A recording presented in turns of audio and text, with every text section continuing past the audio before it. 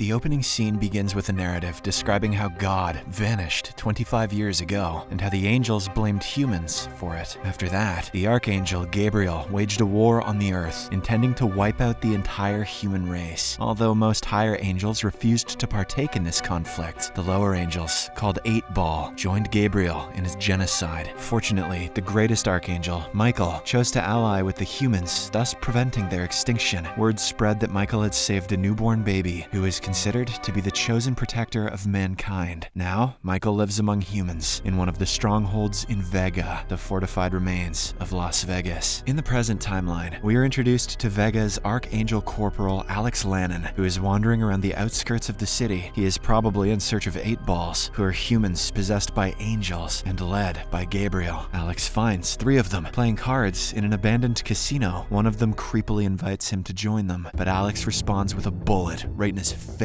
Enraged, the other 2 8-Balls start chasing him. Alex hastily retreats back to his truck and drives towards the base. One of the 8-Balls reveals its wings and continues pursuing him through the empty roads. As he nears the fortress, an anti-aircraft gun placed above the fortress locks its target on the angel and blows it up in midair. In the aftermath of this event, Alex is taken to Archangel Michael, who admonishes him for going on an unauthorized mission. As a punishment, he beats him up with a whip while reminding him of the fortress's rule: for protection and good of all, gates are inviolable. Little angel scum!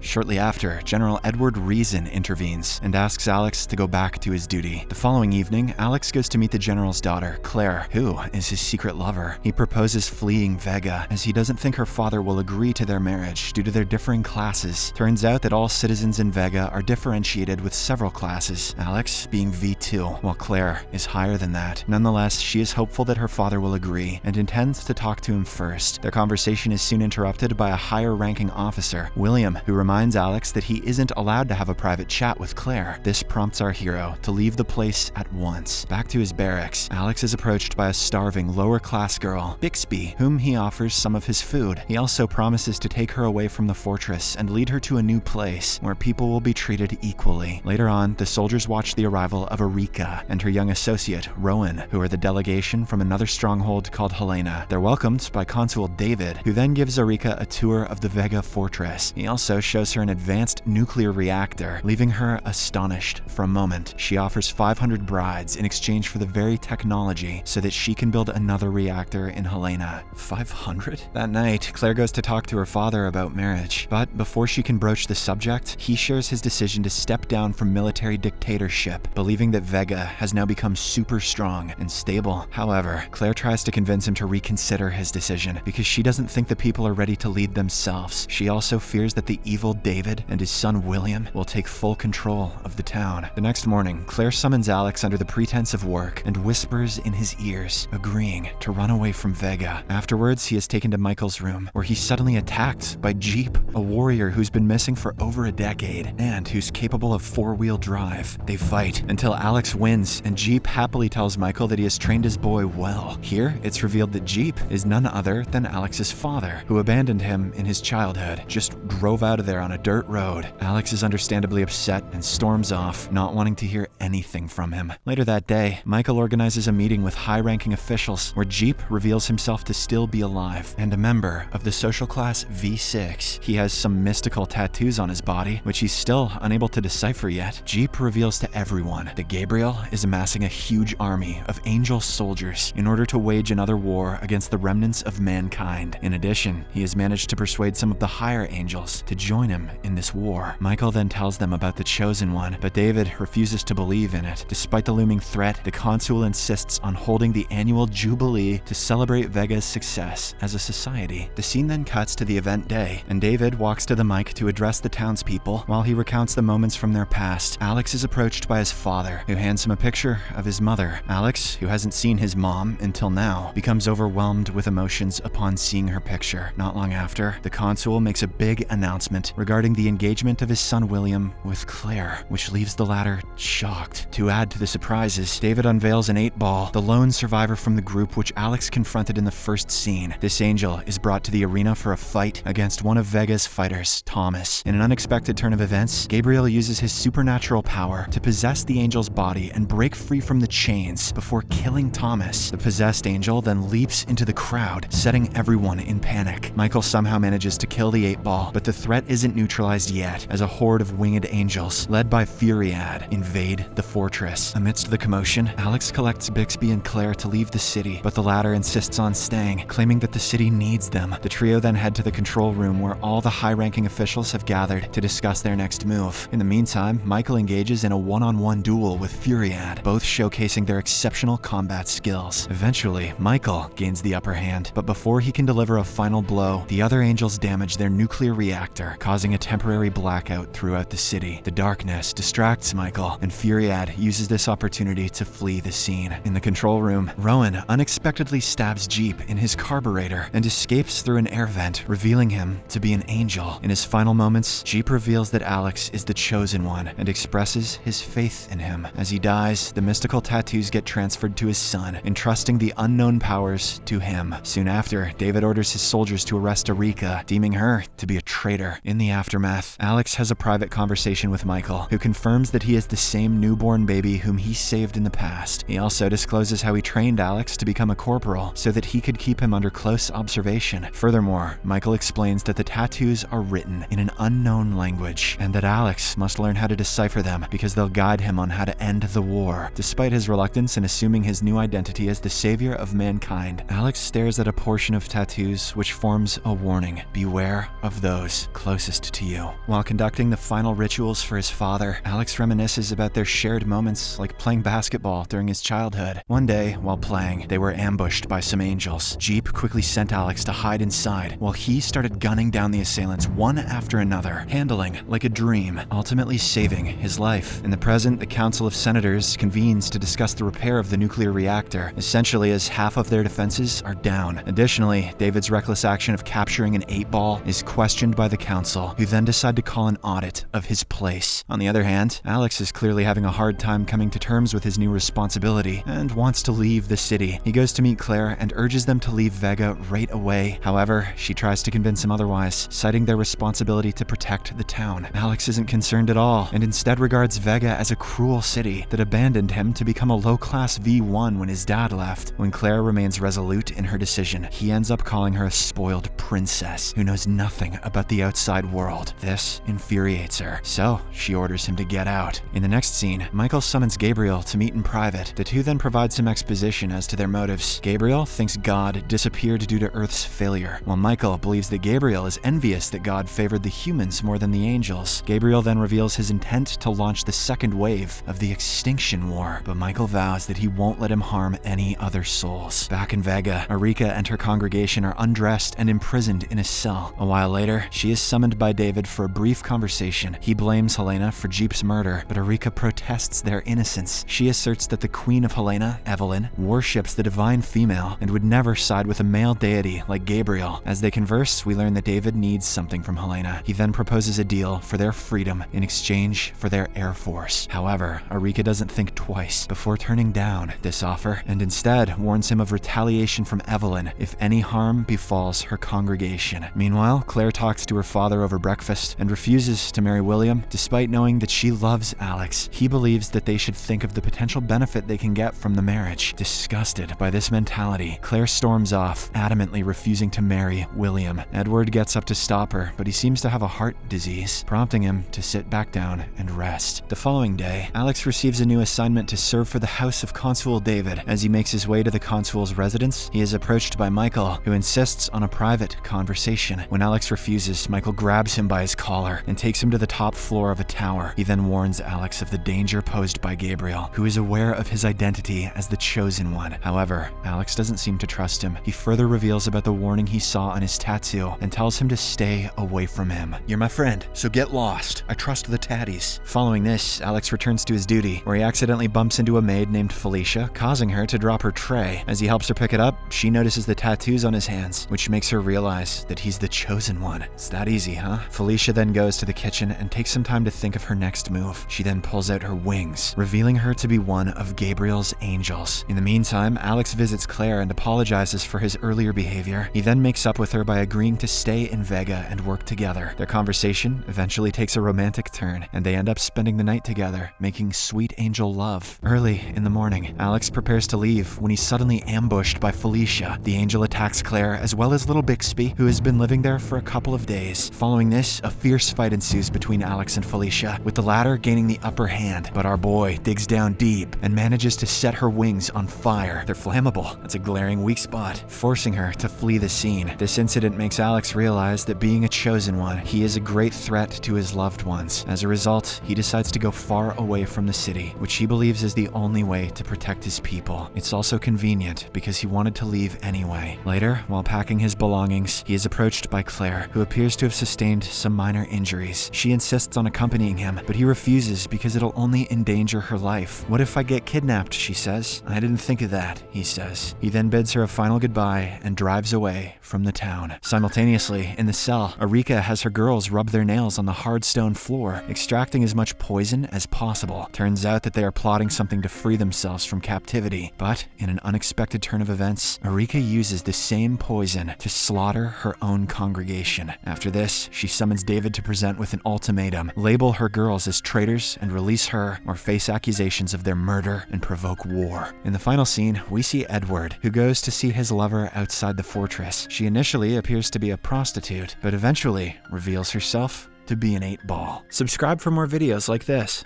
turn on notifications, and leave a like to help the channel out. Thank you for watching.